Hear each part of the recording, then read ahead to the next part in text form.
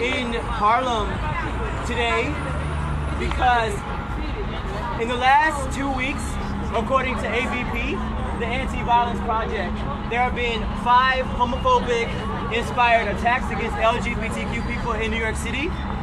And right here at the D train station at 125th in Harlem, 2 weeks ago, a young person, 23 years old, was slashed on the train because they were gay, or at least homophobic language was used. And we're out here today, all of us here, to make sure that people who are LGBTQ in this community, in Harlem and across the city really, know that we are together, that we are united, that we love and support each other, that an LGBTQ person is not alone just because they may feel alone, that the fact is that they are not alone. And also, if we take our scope up, we think about the national rhetoric right now. Ever since the election of Donald Trump, we've been seeing across the country the inflammation of racism, the inflammation of homophobia, of trans antagonism, the inflammation of xenophobia. We're talking about Muslim people not being safe in this country, the threats of registries. We're talking about the threat of 3 million people being deported by this president-elect. And this is not just about individuals. This is about families, right? If you want to deport 3 million people, that means you're going to rip apart families. Yesterday I saw a story on the news about a man in Pennsylvania. I'm not going to do that. In Pennsylvania, who was in ICE detention for 18 months, right? 18 months. And the people, ICE, they came like thieves in the night and they arrested him in his house. He has 3 kids, one of them being a 5-year-old kid, right? And this 5-year-old had to witness his parent be ripped out of the home and disappeared for 18 months, right? And now that same man is in a church in Philadelphia seeking sanctuary because he is being threatened with deportation. That 5-year-old has since been diagnosed with PTSD. That's 5 years old, right? So we're talking about trauma, and trauma lasts for years. Some trauma changes how we behave. It changes how we move about the world. It changes how we see ourselves, how we feel. So that same kind of trauma, that same kind of violence is what happens when LGBTQ people are subject to attacks, right? So when a person who may access services and shelter at AFC, at Alley Forney Center, right here, right there across the street, has to use this train system to go home, to use this train system to get more services, to get what they need to live healthy and happy lives, they have to do so with the threat of being attacked on the train.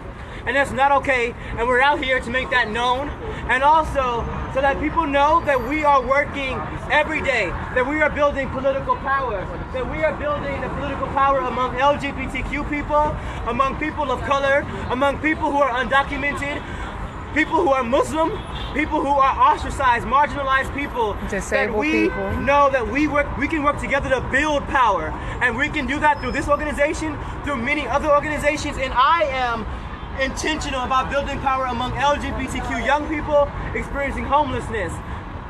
I know for a fact that I may not be able to create safe space on the train, but I know for a fact we can create safe space in shelters, we can create safe space in housing for LGBT people, and one way of doing that is organizing to get it. So one of our first speakers we're going to have come up is Devin, who I don't know much about, so please introduce yourself. Woo!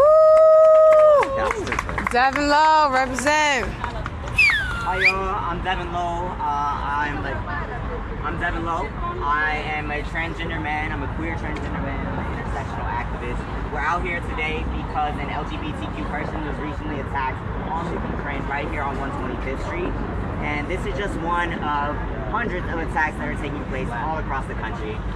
Like Jawanza said, since the election of Donald Trump, we are seeing such a fervent increase in hate crimes, and it's not going to be tolerated. Like, LGBTQ people are ostracized, marginalized, and oppressed all across this country, and especially queer and trans people of color, and black and brown trans people. It's not okay.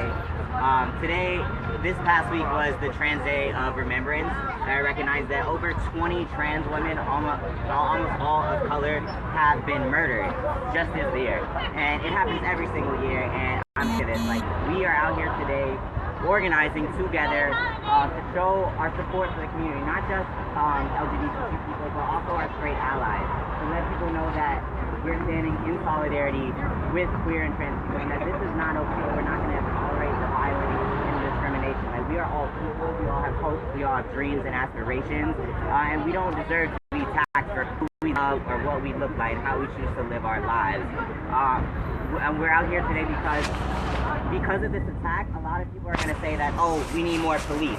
And we want you to, if you want to be calling yourselves an ally, we need you to actually listen to LGBT people and listen to what we feel that we need. And that being said, we don't need more police. It's been very apparent throughout the history of this country that LGBTQ people are not protected by the police. What we do need is for the government to issue safe spaces, LGBT like housing, where we can actually have a place to go that's not on the street. We need the government to help issue out jobs for queer and trans people so that we have the income to be able to afford to get places without having to use public transportation, or just having the means of not having to be outside begging for food with the potential of being attacked because we can't provide food for ourselves because we don't have the means. Like, this is ridiculous. Like, we need the support from the community. We need the support from each and every one of you.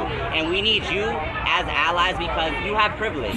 You have privilege over us. Like, LGBTQ people are so marginalized. We need you who have the power to stand up for the people who are with you. Your families and your loved ones, your brothers and your sisters and your mothers and your teachers and your doctors and your lawyers, when you hear them saying these outrageous homophobic things and these transphobic things, hearing these microaggressions in your day-to-day spaces, because we know that you do.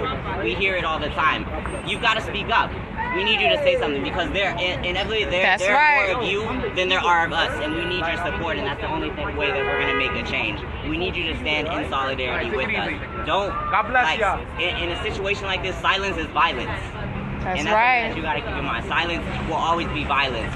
If you are silent in instances of injustice, you have chosen the side of the oppressor. Please stand with us. Like, who else? Anyone else want to speak? Yeah, thank you. So, thanks, Devin. I want to again echo something you said because I wanted to say it earlier. Was we're not asking for a greater police, right? Because I want to highlight an Urban Institute study that was done in 2014. It followed 236 young LGBTQ people who were trading sex for housing in New York City, right? So these young people who are experiencing homelessness needed to feed themselves, they needed money. So what they did was the best thing that they could do, which was trade their body for money and for shelter. And 71% of 236 young people, young LGBTQ people engaged in sex work, had experiences or confrontations with the NYPD. And like a large number of them had experiences that turned physical. So my point is, we cannot just rely on police intervention because oftentimes the police are the perpetrators of violence against LGBTQ people, especially people experiencing homelessness, especially people who are low income, right? Because we do things to survive. We jump turnstiles. It's not that big of a deal. Mentally disabled, right? So that's not what we're calling for. Like, I think we need to think more about economically, like what do we need as a community to make sure that we are able to get the things that we need, and that starts with housing, right? That starts with LGBT specific safe spaces that the city can fund, that the city can open, that the state can fund. That's their responsibility. If the city and the state are not meeting the needs of the people, then it's not functioning correctly, and we need to organize and build political power and make sure that they do what we want them to do. As Devin said, listen to LGBTQ people and do what they say they want. So, next, we're going to have Gavyko come up here and talk. All right. Sumpter. With the bear. Want to hold the bear? I got the bear. I'm Gavyko. I'm a 23-year-old gender non-conforming identified black person. Displaced from the South due to violence because of my gender identity. You cannot rally for black lives if you do not recognize the black queer lives that help make that number. That's right. Black queer lives are also black lives. You You cannot rally for Black Lives Matter if you do not recognize the gay, bisexual, lesbian, transgender, gender non-conforming, queer, and fluid identified people that help make that number. We love and support all of our LGBTQ people, and with our president-elect that will help our Congress and our Oval Office align in January, we will have a government that doesn't see it for us. We have to speak for ourselves. Like my colleagues Jawanza and Devin have already spoken, silence is no longer a viable option. You cannot be silent. Thank you. Woo, woo.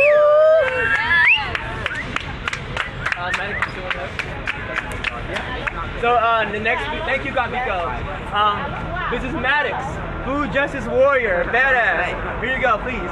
So my name is Maddox. I'm here to tell you guys that now more than ever, we need to stop being under the divide and conquer agenda, and we really need to unite and come together as one and realize that we are all in the march together. If you are a person of color, if you are a person in the LGBTIQ community, if you are a poor person, you are in the margin. And it is up to us to hold it. Obviously, we know that the people who are on top and in the system, they're not there to take care of us. They're there to protect their rights and their needs. It is up to us to take care of ourselves, and it is up to us to break those chains that keep us under that oppression, and it is up to us to take the action that we need in our communities, and for us to stand up and be leaders in our communities and build our communities that have been distraught for many years, and it's been forever. But now is the time to really act. And as it was said earlier, now is not the time to be silent. Now is not the time to be complacent. Now is the time to take action.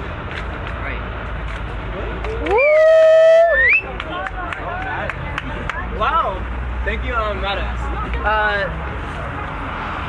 We have another speaker, Tanya Walker. Hi, I'm Tanya Walker. I'm 53 years old. I'm transgender, and I'm here supporting the LGBT youth.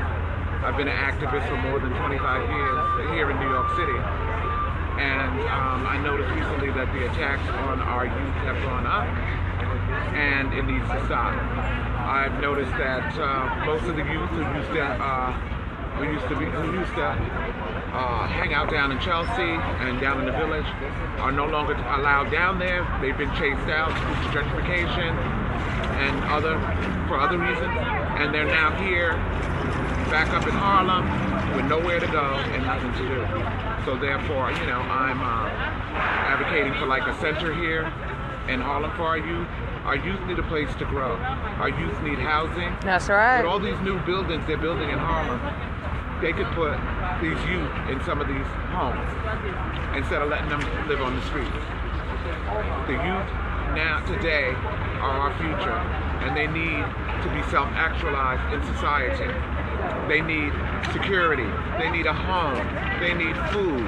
They need safety all the time. And this is what I'm fighting for. Thank you. That's right. Woo!